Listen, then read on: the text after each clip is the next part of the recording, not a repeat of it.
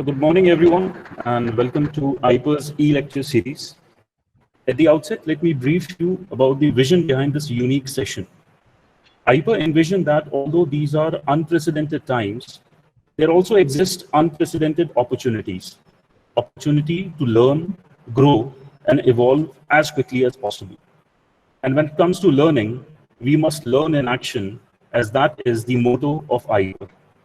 In order to continue the learning and growth orientation, IPER is organizing e-lectures exclusively for the IPERians, as it would be a treat for the students to hear straight from none other than the corporate delegates themselves.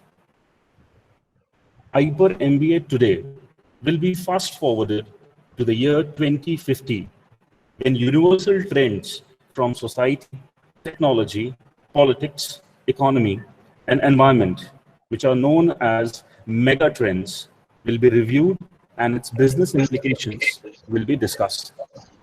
Today on IPER's eLecture series, we are absolutely thrilled to have with us today Mr. Samir Kagrana, Executive Director and Asia Pacific Head of Strategic Deal Development and Client Solutions for Covance. He is based in Covance Regional Headquarters in Singapore. Dear all, if I'll say that today we have an achiever, it will be absolutely not a false statement.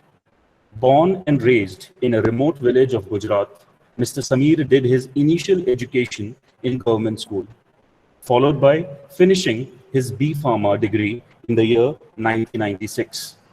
Pursuing his interest in management field, Mr. Samir achieved his MBA degree in marketing specialization in the year 1998. Mr. Samir is an alumnus of IIM Ahmedabad as well, where he completed his professional program on management development of middle management and general management in the year 2007. Mr. Samir started his corporate career as sales manager in Zydus Group in the year 1999, where he was associated for 2 years. His next assignment made him work with another global giant, Ranbaxy, as therapy executive, where he was working for the next 2 years. Mr. Samir was then associated for more than 15 years in Quintiles IMS, which is known for being world leader in using data, technology, advanced analytics, where he was heading the position of Senior Director and Head, Strategic Pricing Partnering, and Business Account Management for Asia Pacific region in Singapore. In his current assignment, Mr. Samir is associated with Covance, which is a leading drug development service company and has helped in bringing all of the top 50 best-selling medicines in the market. He is heading the position of Executive Director and Asia Pacific Head of Strategic Deal Development and Client Solutions for Covance based in Singapore. Mr. Samir has gained diverse and cross-cultural experience in Asia-Pacific region, offering an impressive 20 years background in pharma and healthcare industry. During his career, Mr. Samir has taken several leadership roles. He is passionate to craft innovative solutions to partner with biopharma customers to move the healthcare forward and make the world a happier and healthier place. He is engaged in several industry forums and academia and also regularly mentors new startups and budding entrepreneurs.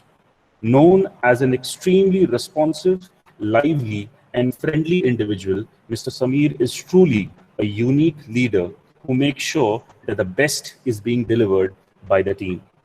His mentoring and guidance has given time and time again amazing results to all the individuals he has touched. And we are extremely delighted and fortunate that Mr. Samir is here to take us all to the year 2050, where he will be talking about one of the most talked term globally, megatrends and its business implications. On behalf of IPER, I welcome you, sir, on the eLecture series at IPER. Before we start, general instructions to everyone. Please keep your mic and video turned off throughout the session. And whenever sir will ask a question or any particular query, you should quickly unmute yourself and answer. Sir, the session is all yours. Please. Thank you, Dr. Chobe.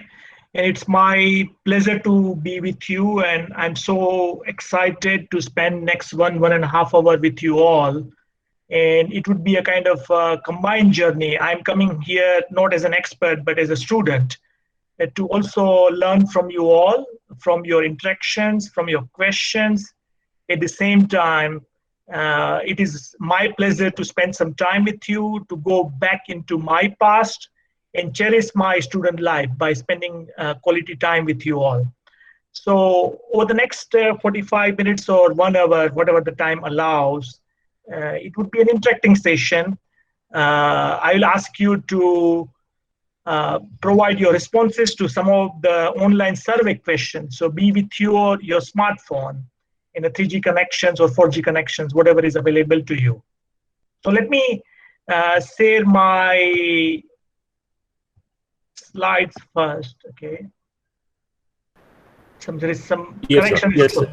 Okay, Yes. fantastic. Usually it takes 3-4 seconds, sir. We can absolutely see this now. Perfect, perfect. Okay, sure. So let's get started. Okay. In over next 45 minutes to 1 hour, we will touch upon journey from the past. So if you want to learn the future, if you want to predict the future, and of course nobody can predict the future, but if you want to forecast the future, it is very important that we touch upon the past as well. Then we'll go to some mega trends, and then as what Dr. Rahul has mentioned, we will touch upon business impact and what kind of opportunities this uncertainty will bring or the trends will bring. And then I would like to spend some time with you all to understand, how or rather how we could be a future ready. So this is what is my planning over next 45 minutes, 45 minutes to 1 hour. And let me tell briefly about my journey. I think Rahul was very generous in providing background about my career, my background. But I just wanted to tell you that, hey, I'm one among you. Okay, so if you could see the picture on the right-hand side, this is where I started my journey. This is the school in a village, remote part of village, where I started dreaming big. Okay, at a young age of 4 or 5 years when I was enrolled into that in 1980. And throughout my education journey, I always tried to think beyond obvious. I tried to see, hey, what is coming in life? I started thinking big. That was what I would like to share with you, and which has helped me kind of step up my education journey as well as then on a corporate journey.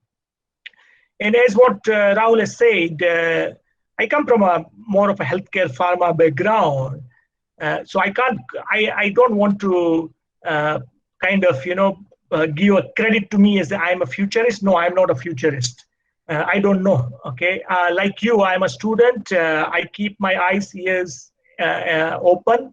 I keep my senses open, and I would like to say myself as an observer. I have a pulse in what is happening. So my corporate career or my job gives me an opportunity to interact with so many people, gives me an opportunity to travel around the world, gives me an opportunity to meet experts of a different field, and also gives me an opportunity to strategize for my company and create a path for my company. In that process, I have learned certain things, and I'm very, very pleased to share my learning with you or share my observation with you. So before we start, I would like to kind of ask you a couple of questions. So keep your smartphone ready, okay? And I would like to make sure that we all are feeling good today, okay? And I would like to have a little bit of a pulse of how we are collectively as a group we are feeling today. So go to menti.com on your smartphone, add a code which is displayed here, 3535324, and answer to a simple question. And I would like to have a bit of an honest answer. I confirm with Dr. Khosla as well as Dr. Chobe that it won't affect your grade, so don't worry. Okay, so go ahead and reply to your this question, and let's see, how collectively as a group we are feeling today. Fantastic. Response started coming in. Great.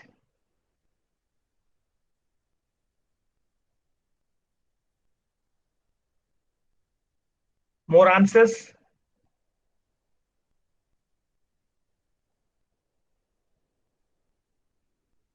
Fantastic.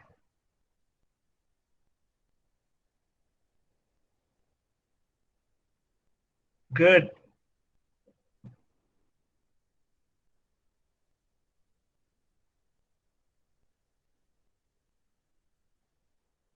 Yeah, I would appreciate everybody try and answer this, because there are more interesting activities are coming in next 45 minutes to 1 hour. So this question will give you an opportunity to try this tool and making sure that this survey question works. Fantastic. Okay, another 1 or 2 minutes.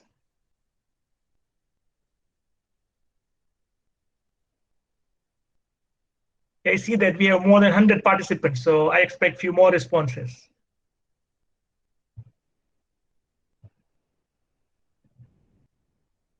Perfect. This is a good representation. At least 50 responses we have. So I think more than 50% of the audience feels great today. Another 50% feel could be better, and some of us are not good at all. So my attempt would be at the end of the presentation, most of us should feel great, and whoever is feeling great should feel greater. Okay, so that's my aim. So let's kickstart this. Just a minute, okay.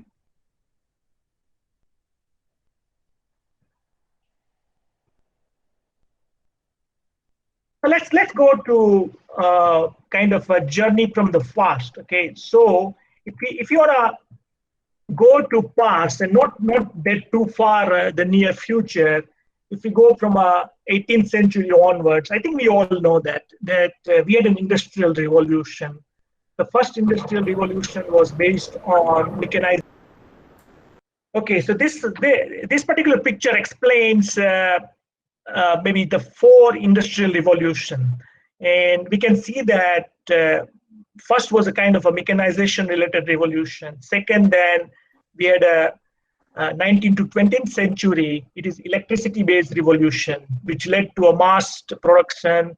And then around beginning or middle of slightly after middle of 20th century, we had a computer or internet or electronics based knowledge and information based revolution. And the fourth revolution is already started, okay, which is based on a big data, artificial intelligence, Internet of Things, and hyperconnectivity related revolution. So we are on a kind of almost at the cusp of a big changes coming, and it has already started. So if we slightly think from a different angle, okay, and put our past and future into a different yardstick, a couple of years in the beginning of 18th century was the kind of age of agriculture worker, okay, which was maybe a seed or a land where the key resources, and the agriculture worker was busy in making sure that he has a maximum agriculture productivity.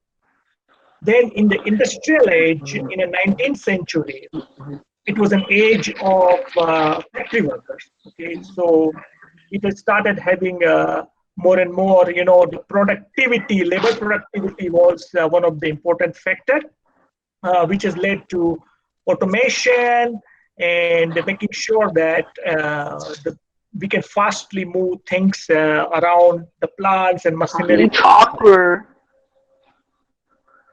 And then we had a information age, which is the age of knowledge worker, which is, I think, most of the jobs, most of the white collar jobs currently exist in the world, which is related to aggregate program computers or information age, etc. And the new age has already started or about to come, okay, which is the age of conceptual worker, which is the age of idea, which is age of human brain power, which is an age of entrepreneurship, which is age of creation, invention, etc., etc. So we are on a conceptual age. Okay, we are almost at the end of information age, and we are at the beginning of conceptual age. So there is a bit of an overlap there between two ages.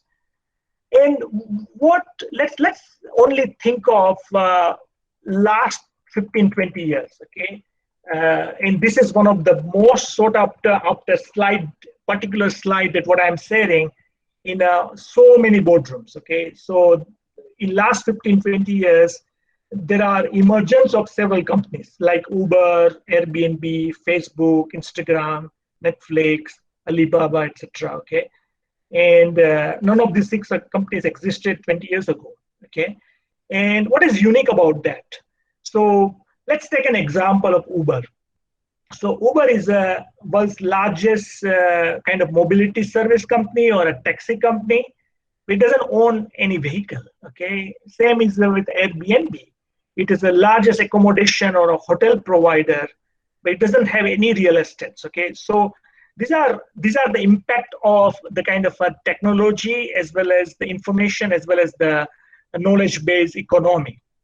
So maybe if you look at the kind of a chart on a right-hand side, it again speaks about where the world is going. In the last 15 years, you see that in 2005, which were the largest corporates of the world? GE, ExxonMobil, Microsoft, Citi, BP, Walmart, etc., etc. And who are the players, of 2020? And except one, which is Aramco, everybody else is a kind of a technology company or a knowledge-based company, okay, which clearly sees the trend. In last 15 years, we can see the market cap, or the size of the technology-driven company or a knowledge-based company has grown, okay, and I think you may have read about the Apple's, rise. Only in last 4 or 5 years, okay, they doubled their market cap from 1 trillion to 2 trillion at the shortest possible time. So the way these companies are growing, it gives a bit of an indication that, hey, if in last 15 years things has changed such a dramatically, what is in store for us for next 30 years, if we look at 2050. So what I'm trying to convey here, that future is faster than you think. Future is just across the corner. And there is a famous book around with the same title by Peter Diamandis and Stephen Kotler. I strongly recommend you guys to browse through this book. And it gives us a wonderful information about the trend. So let's go back to our survey question on a Menti. Okay, so I'm just going to ask the same question again, something else. So just I need to. Okay, so let's go to one more Menti question and answer this question. Okay, so when you think of 2050, what comes in your mind? Put maybe 2 or 3 words which comes on your mind. It could be technology, it could be smart nation, anything, any words which comes on your mind, start typing it. Fantastic. Some people say health, innovation, games. Okay, what else?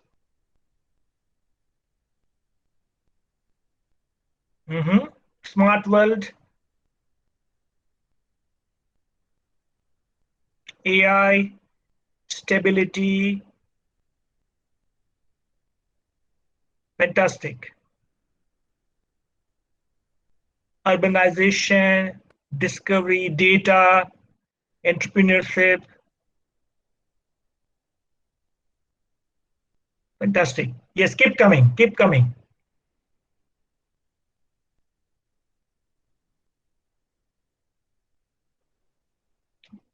Fantastic. Robotics, demographic changes, social changes, independent India, India's rise, entrepreneurship. Fantastic. Yeah, a few more responses. It will set the tone of the remainder of 30, 45 minutes. Great.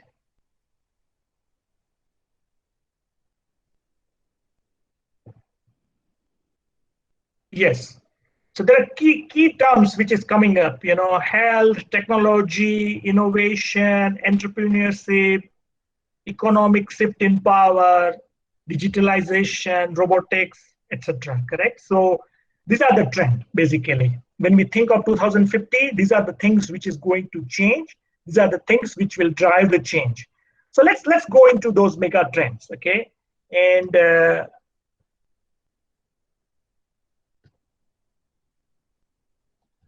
okay, so what are the trends? What are the mega trends? So these are the transformative global forces that define the future world with their far-reaching impact on the business, society, economics, cultures, and our personal lives. So these are the trends. These are the forces which will change the way we operate, way we live, way we earn our living, way we interact with our fellow other human beings, etc., and the way the world will evolve.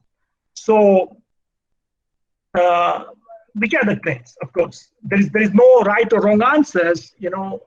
Everybody can see that. Hey, these are the trends I think are going to happen. But from my point of view, these are the maybe 10 things which is going to have a profound impact, which starts from demographic, economic growth, urbanization, rise of middle class, connected world, etc., as well as climate change, competition of resources, work-life balance, new form of violence and activism. Okay, so these are the things which will have a kind of an impact on society, on a geopolitics, on a several other front. Okay, as well as most importantly to the business and our jobs. So let's go one by one on them. Okay, so if we look at demographics, we are seeing a couple of things. One is definitely the population of the world is rising at a rapid pace. So currently we are maybe in the 7.5 billion people. By end of 2050, world is expected to be having a 9.7 or 9.8 billion human beings. Okay, so there would be, in a small world, there are so many people who would be living. And this would be powered by high birth rates in some countries, particularly some of the South Asian countries, East Asian countries, and Sub-Saharan Africa. So these are the kind of a trend leading by high birth rate. At the same time, there would be a two trend would emerge. Basically, one is overall average age of the populations will be higher, but at the same time, it will add a lot of working age people. So there would be, particularly in Sub-Saharan Africa as well as in South Asia, the young people, the working group people, there would be an explosion. Okay, so there would be a pressure on the government to keep them employed. You give them an opportunity to earn their livelihood. And if governments can reap that demographic dividend, reap that benefit of a young age population, it will have a great impact on economic growth. So these are the few of the demographic trends that we are seeing. And if we go to on an economic side, you see that the leading 7 economies of the world will transfer the power, economic power to emerging 7 economies. And in this graph, you could see that China will be, by 2050, China would be the number 1 economy in the world in a purchasing power parity, followed by India. Roughly 15% of kind of a GDP would be said by India, followed by US. And a couple of other emerging economies like Mexico, Brazil, South Africa, Russia, etc., will also surpass other G7 economies like Japan or Italy, Germany, etc. Okay, so obviously there is a shift in the power, economic power, which obviously could have an impact on geopolitical tension, geopolitical powers, etc. as well. And let's go a little bit of a deeper on that, okay? So this chart explains the relative size of G7 versus E7 economies from 2016 to 2050. So you see that currently, kind of, the pink bar is for G7, and the kind of the maroon bar or orange kind of coffee bar is of E7 economy. Share is by and large 50-50. I mean by purchasing power parity terms, and gradually that will shift towards emerging economy. And you see that by 2050, out of 10 biggest economies, 7 economies will be represented, is coming from emerging power, and GDP will shift towards that. Okay. So this gives an interesting perspective, correct? And we all, you all are being based in India, so this gives a perspective about India's future rise, and we all are interested in that. How India could seize this opportunity in front of us. So let's go again on that Menti question, and I would like to have your perspective. What you think about India. So just give me a second.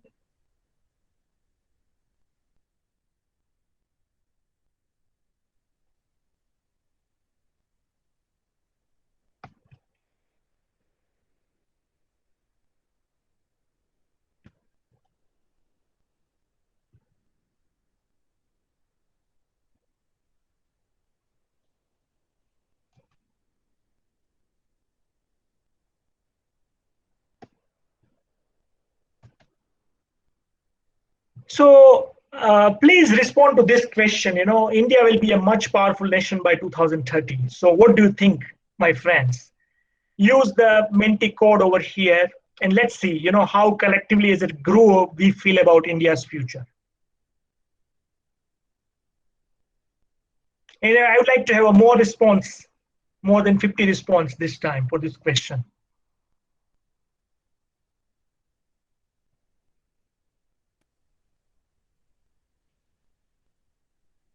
Good, thank you.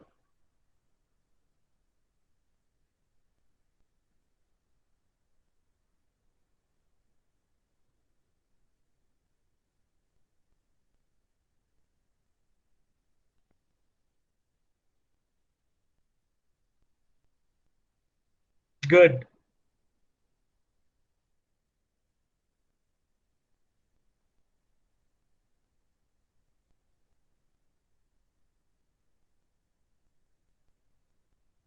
Fantastic. Not a difficult question to answer.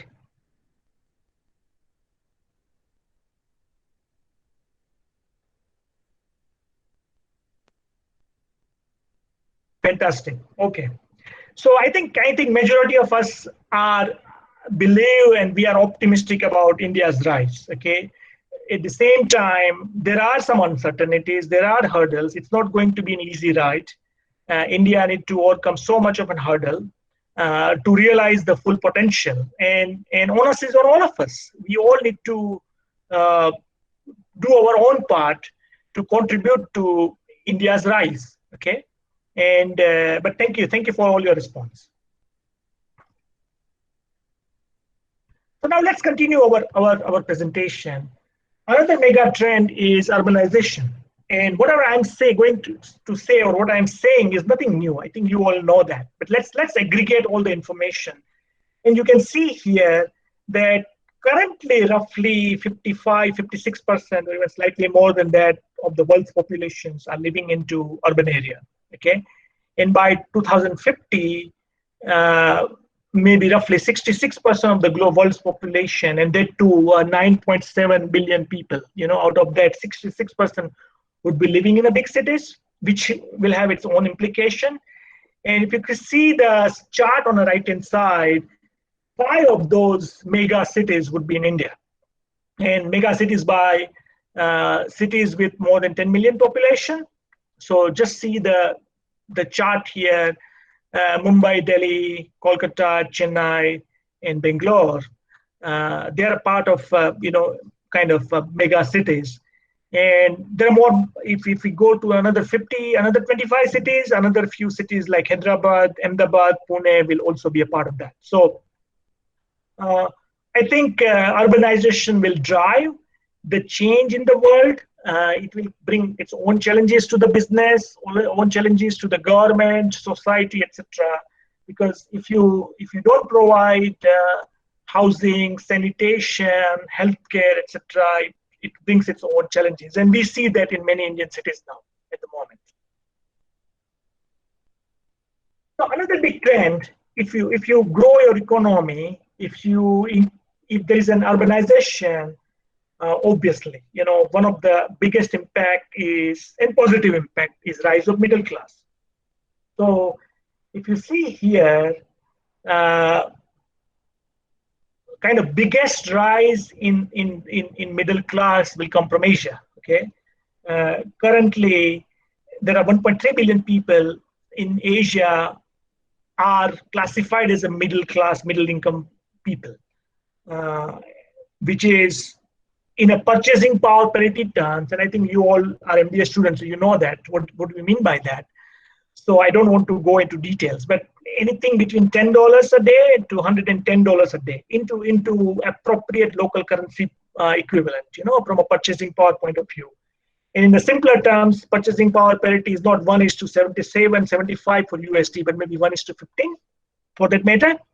So there would be a massive influx of a middle class, which would drive the consumption, which will drive the saving, and which will drive the global growth. Okay, so that is another trend that we as a business people, or we as a kind of a management students, we all should be aware of. And if we go into the other piece, connectivity, so I'm just conscious of time, so let me quickly go through that. The internet connectivity is rising at a rapid pace. So currently, if you see on the chart, roughly 50% of all world citizens has internet connections, and by 2050, everybody will have an internet connection. By and large, by 2035-40, we will achieve that goal. And just imagine 8 or 9 billion world people, or even 10 billion people have a smartphone or internet connections, high-speed 5G connections coming. So how the world will change. Yeah. And if you ask everybody now, 83% of the population see that having an internet connection is a basic human right, which is changing the way people think as far as internet connection is concerned, and is also changing the behavior of the people. It is also putting, privacy at risk, data breach, and etc. All those risks that we all, as a business leaders, should be aware of. Other area is health. So global life expectancy is rising from 1975 to, let's say, 2020, 21st century, or when we enter into 22nd century, maybe world would be much healthier. Okay, life expectancy would increase. I come from a healthcare background. I see that the kind of innovations coming in the health, and kind of a treatment coming in for breakthrough diseases. So obviously there are ways and means to save life and elongate the human beings' life. At the same time, there would be a change in the disease mix. Okay, so maybe the disease of the developing world, maybe AIDS or a malaria or a TB or a dengue, etc., will go down. Okay, and more lifestyle-related disease will come. Of course, overall the death rate will go down, and you all know that, correct? You may have heard about that most of the world's population now lives in a country where overweight or obese kills more people than being underweight. So the world is losing more people because of overnutrition or overfeeding rather than starvation.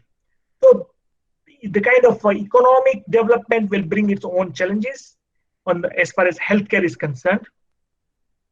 And climate is another area that will drive several new challenges. We all know that because of the greenhouse effect, there is a global warming, which creates a lot of issues related to flooding and whatnot. And there are a lot of solutions that businesses are looking into that. Businesses would be under tremendous pressure for having sustainability practices. There would be huge opportunity for businesses for environmentally friendly products and services. And you may have heard about 3 Rs: reduce, reuse, and recycle. Now, nobody talks about only 3 Rs. They are talking about 5 Rs. First, maybe try not to buy. Then if we buy, let's make sure that we don't buy too much. We reduce the buying.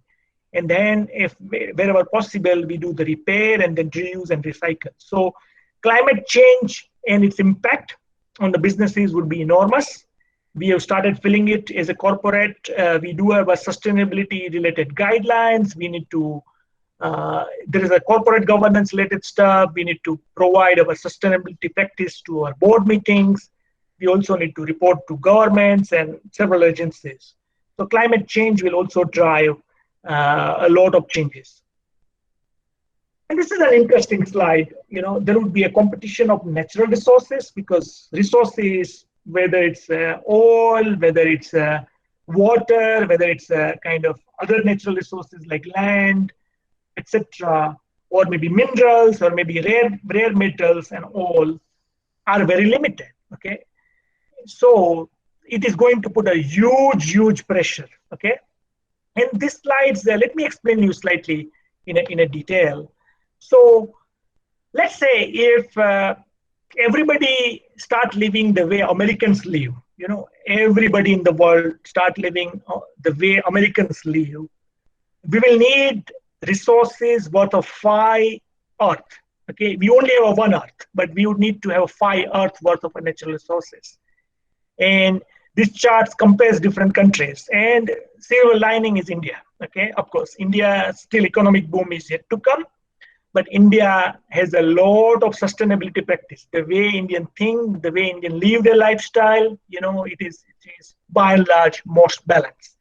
So India has an opportunity to bring our best practices, whatever our ancient civilization, whatever the Vedas and Upanishads, or whatever, our lifestyle, the Indian way of living, Indian way of thinking, can drive the world, for a better future for the world as far as sustainability and natural resources are concerned.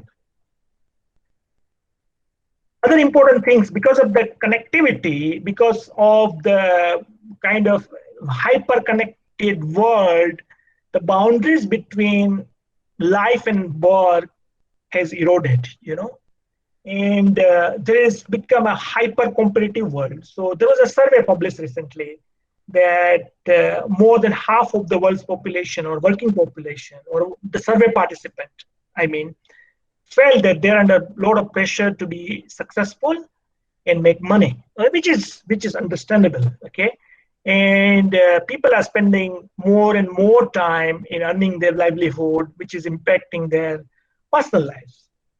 So there would be a workforce-related tensions will come. There would be a lot of challenges will come for families. Okay, because of such kind of a hyper-connected world, which will have an impact on a people's life, and boundaries will be wiped out. Other important things which have started coming is activism and new form of violence. So we hardly see, okay, of course, skirmishes happen at the border between India and Pakistan, or India and China, or China and Vietnam, or whatever it may be. But in Middle East is also slightly boiling.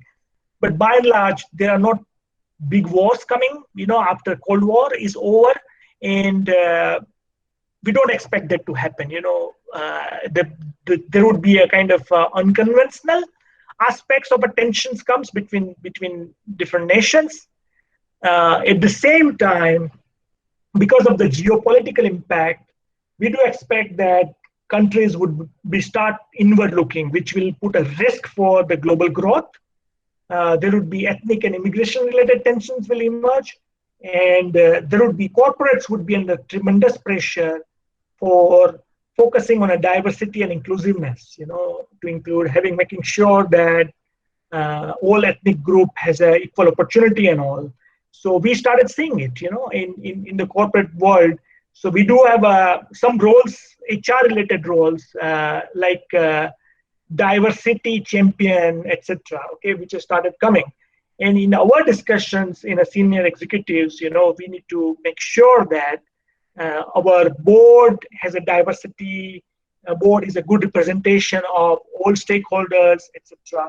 Even in the leadership roles, we need to make sure that women have equal share, minorities have equal share. And I work in a global company, and we make sure that we have equal representation from each region. So such kind of a thing will have a kind of a profound impact on how we operate into business. So let's see, we have touched upon some key mega trends, okay? And what I've said was nothing new. I think you may have already known that. So what is an impact on a business, and what kind of opportunities it will create?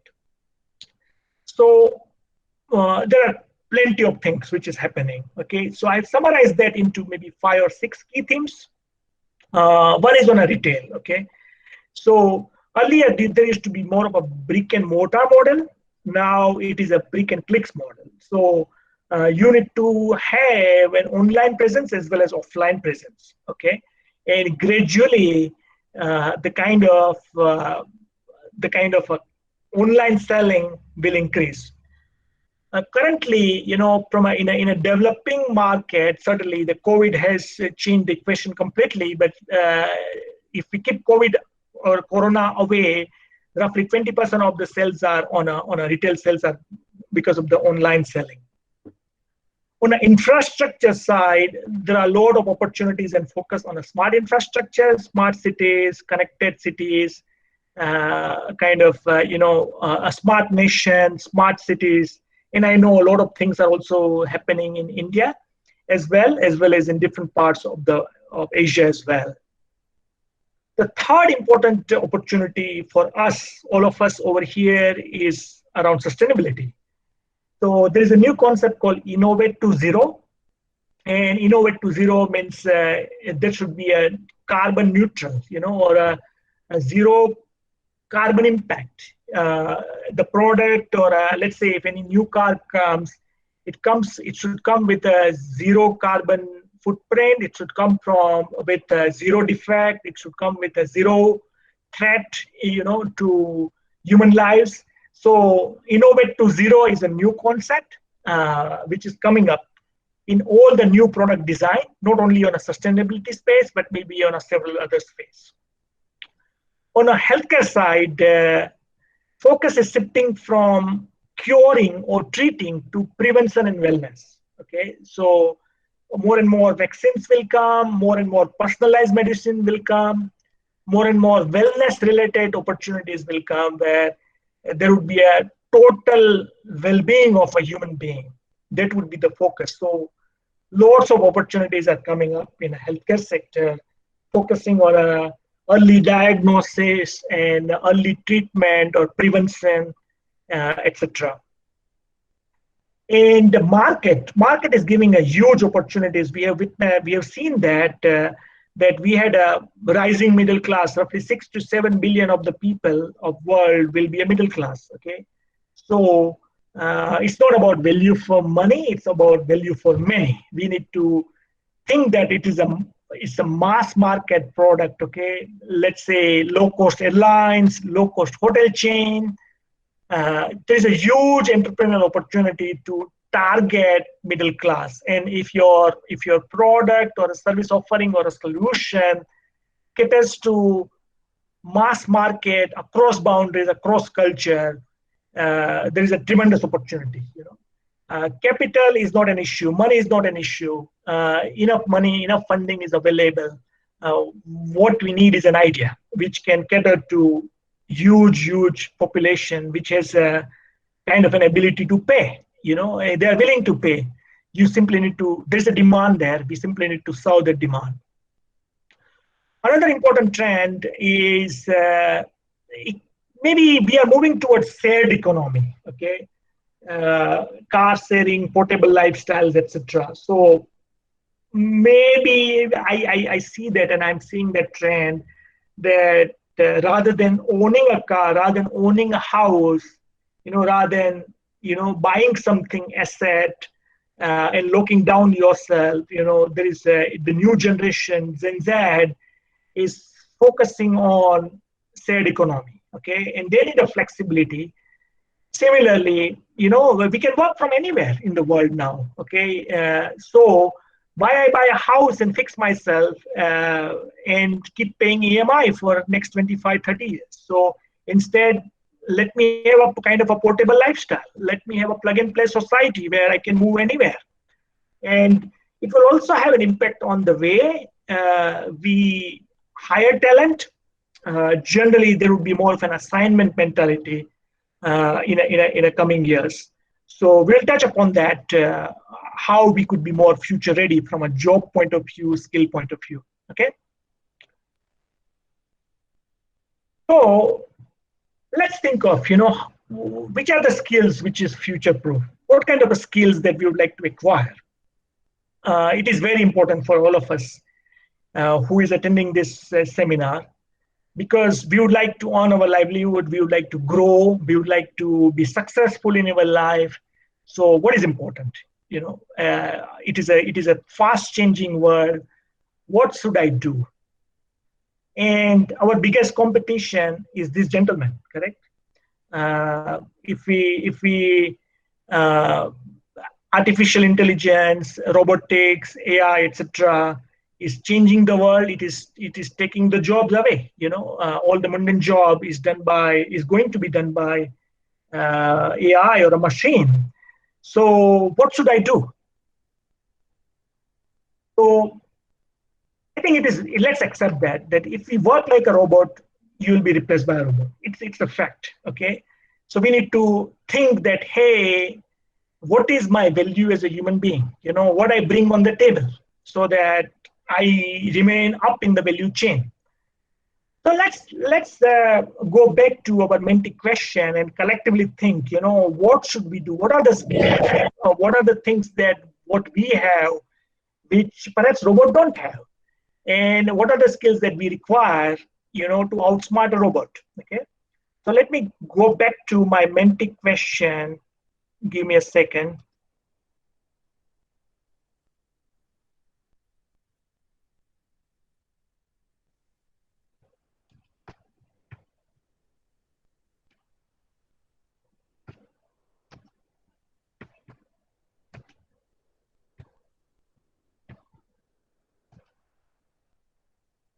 Yeah, so I would like to understand your perspective, my friends, what human can do that robots cannot do.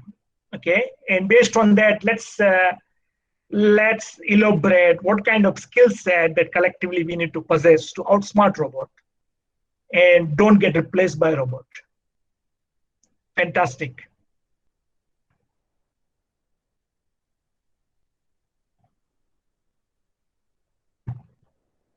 Yeah, this is not a difficult question. Keep coming, guys.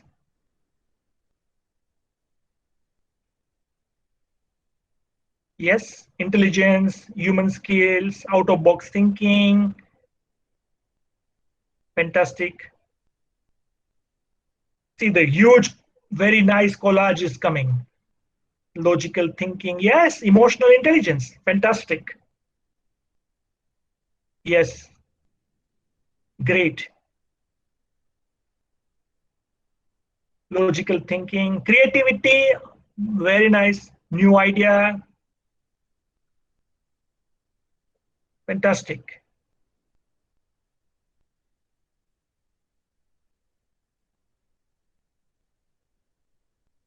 Great.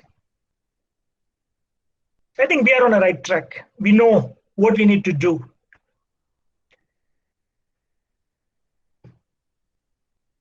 Fantastic.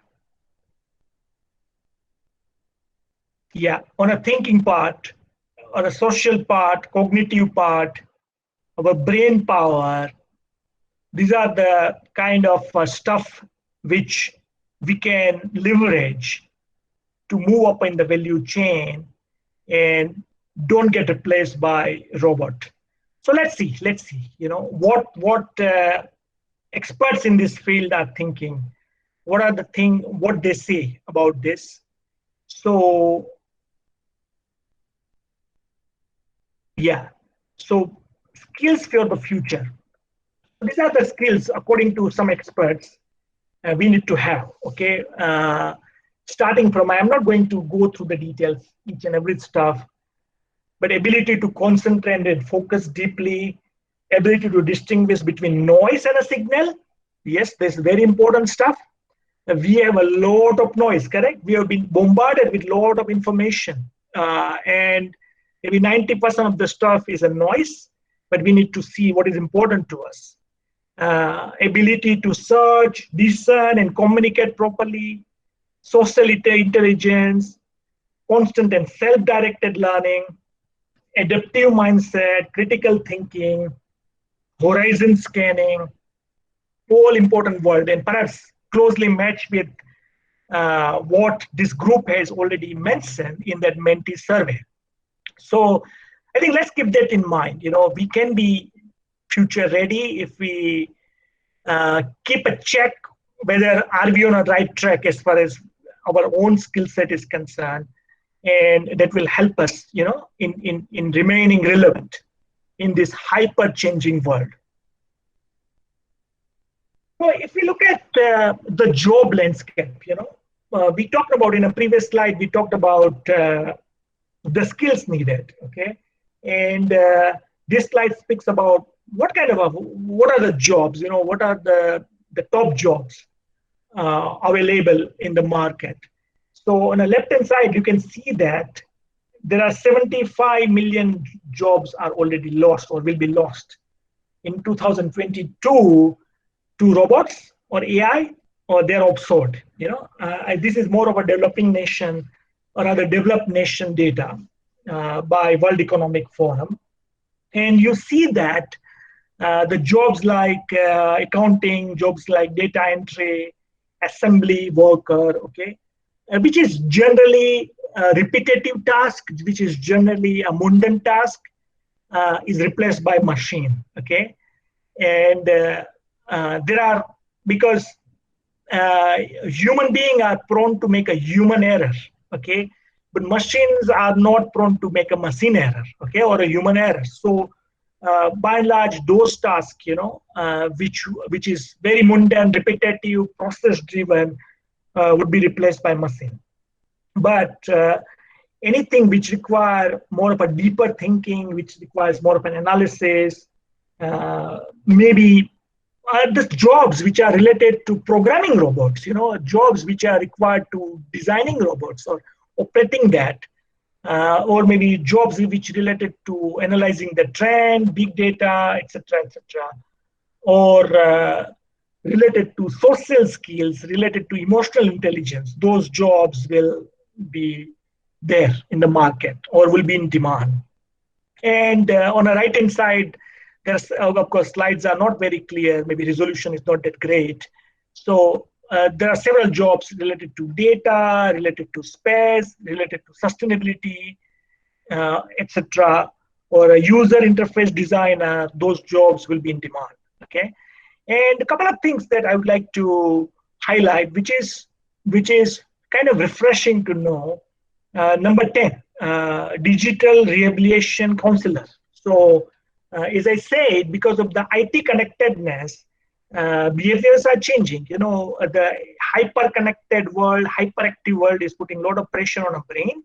So it will have a change in the behavioral pattern. People will be addicted to social media. People will be having a lot of mental problem because of that. So the kind of rehabilitation specialist or a counselor focusing only on IT-related nuisances would be in demand, in a coming years.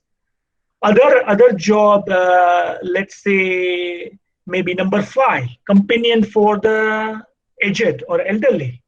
We all know that, correct? That population is rising, but at the same time, in a developed world, there is an aging population. So they will feel lonely. So there would be a specialist jobs would be for them, to act as their companion.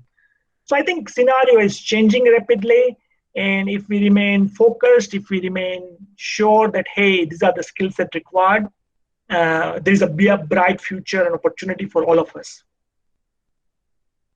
So what is call to action? If you ask me, hey, what should I do? So my answer, based on one of the conference that I attended, and based on this gentleman, Bob Johansson, we should be very clear about where we are going. But at the same time, need to be very flexible about how you will get there. Okay, because we already entered into an uncertain world, and what is needed is in flexibility and adaptability without losing focus on our goals. So that is what I would recommend, that let's feel positive about our future. Let's make sure that we remain connected with the world. Let's keep our eyes and ears open, understand the trend, and keep ourselves up to date, keep ourselves updated, and remain a lifelong learner, okay, which will keep us ahead of the game.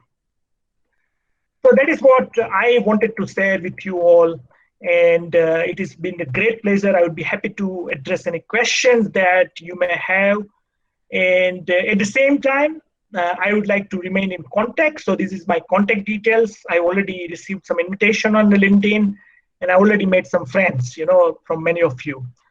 So over to you, Dr. Chobe. Thank you, sir. Students, the session is now open for question and answer. So if anyone would like to ask any question, they can shoot it.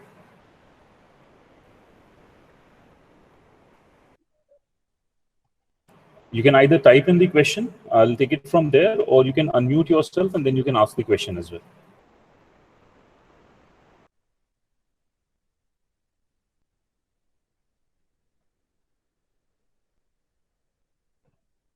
So by the time the questions come, okay, I believe there is one question from Rishabh. Yes, Rishabh, please.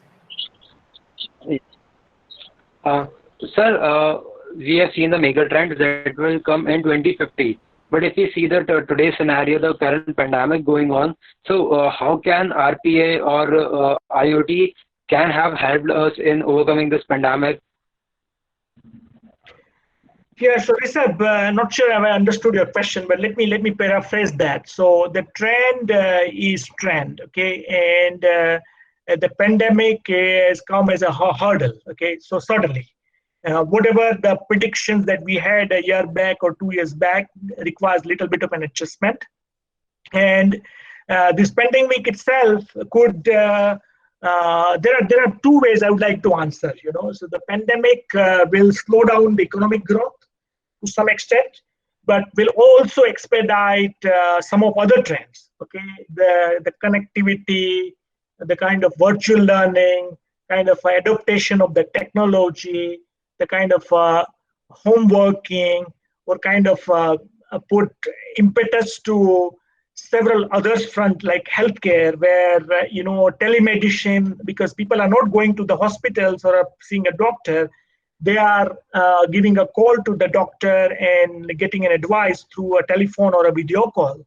So to some extent, this pandemic has created a bit of a hurdle on certain economic parameters, but at the same time, it has also expedited some of other changes. So pandemic will not remain forever. It is a kind of little bit of a hurdle. So if we overcome this crisis in the next 6 to 9 months, my view is that we will come back on the track. Okay, sir. Thank you, sir. But nice question, Rishabh. Yes, Ankita, please ask the question. Good afternoon, sir. I am Ankita Shukla. So I would like to ask one question, which is coming in my mind from a long time. So the question is, as this mega trend is increasing and it is affecting the cities and the city's life as well. So how do you think that in the upcoming times, because of this mega cities, the possibility of counter urbanization, and if this happens also, like if we are moving a little bit towards counter urbanization, which is the sector which is going to be most affected? In case of whether it is a gain or loss, but what are the sectors which can be affected by counter urbanization? So, Ankita, what do you mean? Can you elaborate? What do you mean by counter organization? Yes, sir. Counter urbanization means due to this mega city trends or pressure, when people move from urban area to rural areas, so they choose to move towards from from the urban areas to rural areas. Means because of any kind of social pressure, or because of the demographic pressure which a person may feel. Okay, understand. So let me answer this in this way. So what are the sectors which will benefit because of this urbanization trend? Okay. Yeah. Yeah. So obviously, there would be a more demands for housing, more demands for financial services, more demands for transportation.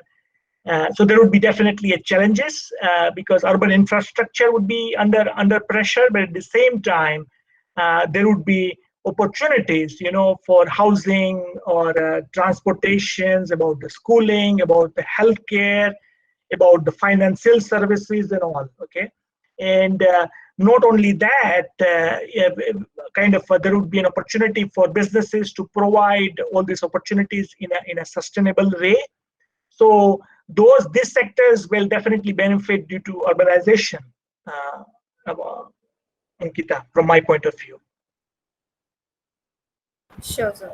And sir, I have one more question. My interest area is more towards the human resource, and I wanted to understand that's how these mega trends are affecting the human resource jobs as well as the human resource as a person. Like if I am an HR, how could I benefit my company by using this human mega trends? Absolutely, that's a very good question, Ankita. So Thank you, sir. as you have seen, the importance of human resources will become manifold. Okay, let me give a one line answer, and if I elaborate further, you see that this mega trends is changing the way there is a relationship between a company and its employee. If you look at the kind of hyper-connected world, home working, kinds of a job which is required, kind of a jobs which is being replaced by human being, or sorry, robots or AI. So uh, kind of human resource should be ahead of the game. They should prepare the organization for the changes. And a couple of jobs under human resource which is coming up, which perhaps professionals like you should keep in mind, is diversity managers. Okay, so human resources will have a extra emphasis on ensuring that there is a diversity, because ultimately this would be an age of ideas. Okay, so more ideas that you harness as a part of your own strategy, even charting out the future course of the action, it would be better. And diverse the ideas, there would be more ideas, or more productive ideas that you could see. Okay, that would be one area. Second area that I would like to highlight, apart from conventional HR jobs, is a job related to change management. So we are entering into a hyper change area. Okay, things are moving at a much faster pace. So I have seen many companies started having roles like change management experts within the HR function. So their jobs would be to prepare the organization for the change, walk all the employees or the staff throughout the change life cycle, making sure that people are, not scared with the upcoming change, and bring a positivity out of that. So from HR point of view, Ankita, there are plenty of opportunities, and it is imperative that HR professionals understand these trends and its impact on the jobs. Yes, sir. Thank you so much, sir. Excuse me, sir. Yeah. Good afternoon, everyone. Sir, I have a very simple question. I want to ask you that what will be the role of human emotions in the era of AI and in the era of technological advancement? We can say that today also depression is at its peak, and what will happen at that point of time when there is so much of technology and so much of AI. So, also, will you please define or redefine the job available in the future? Yeah. So I think there are going to be plenty of jobs which cannot be replaced, by AI or robots. So certainly, after all, human beings are human beings, and we are social animal. We are emotional in nature. So definitely, in one of my slides, I mentioned that if you act like a robot, if you work like a robot, you'll be replaced by a robot. Okay, so any jobs which is not mundane, any jobs which is not monotonous, which is not A into B into C, will not be replaced by robots. Okay, it would be difficult to replace by robots. So human emotions has a relevance. The relevance will increase from my assessment, and the skill set related to social intelligence or emotional intelligence will be in demand. Okay, so someone who could work across the culture, who could across the age group, who could work across different kind of strata or different stakeholders will be in demand.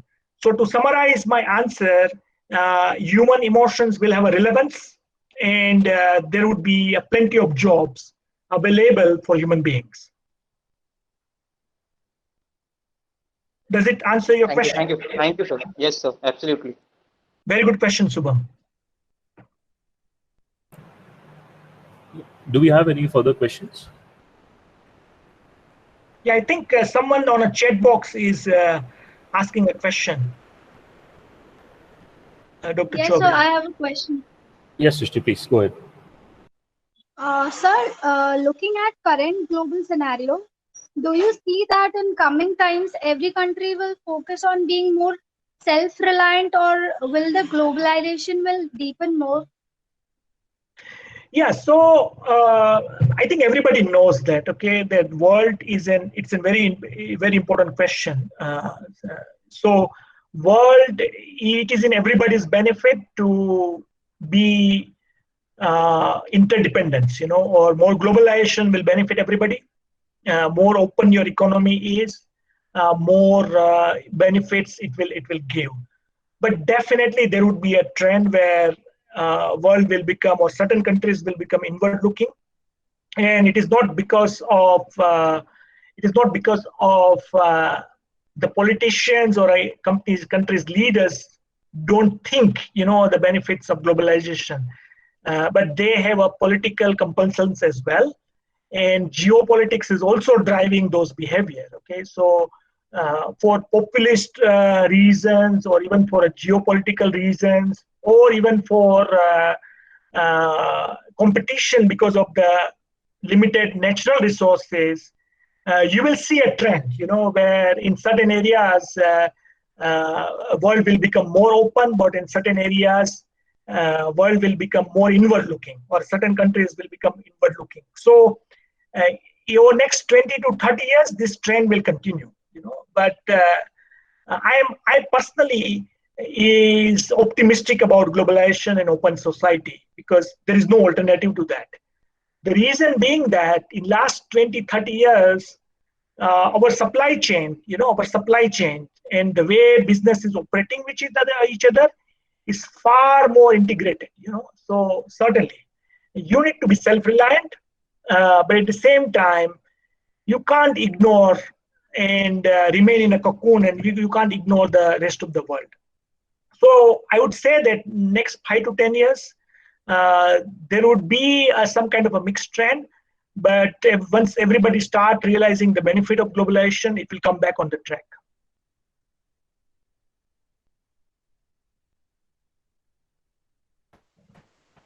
Thank you, Srishti. Any further questions from anyone, please? You can quickly unmute yourself, because we have limited time. This is going to be the last question if anyone wants to ask it.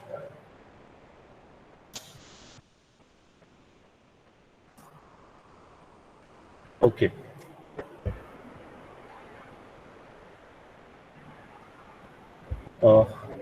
Thank you so much, sir, for that extremely lively session. May I please request Dr. Arjun Murthy, sir, to propose the vote of thanks. Please, sir.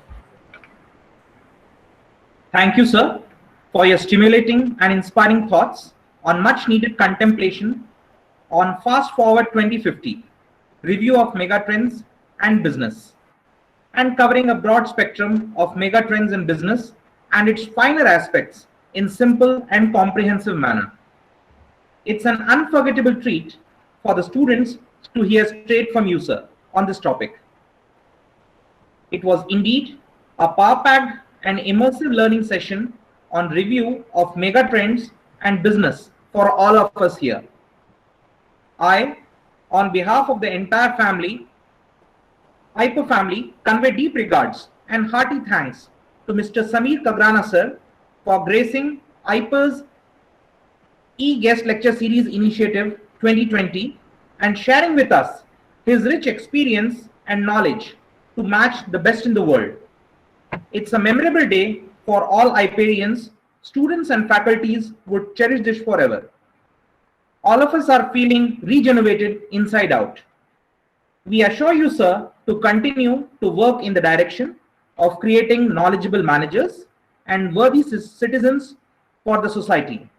We are also thankful to our college management, Chaitanya Shiksha Samiti, the parent body of IPER, Group Director, Dr. Amarjit Singh Khalsa, sir, Dr. Vaibhav Lavlekar, sir, Chairman MBA Program, Dr. Harsh Sharma, sir, Chairman Career Center, Dr. Mahesh Soni, sir, Chairman Corporate Communications, for organizing such wonderful initiatives. Thanks one and all present here. Have a wonderful day ahead. Thank you. It's my pleasure. Thank you so much, sir. Thank you so much for the session. Thank you. Have a good day, sir. Same to you all. Bye. Bye, sir.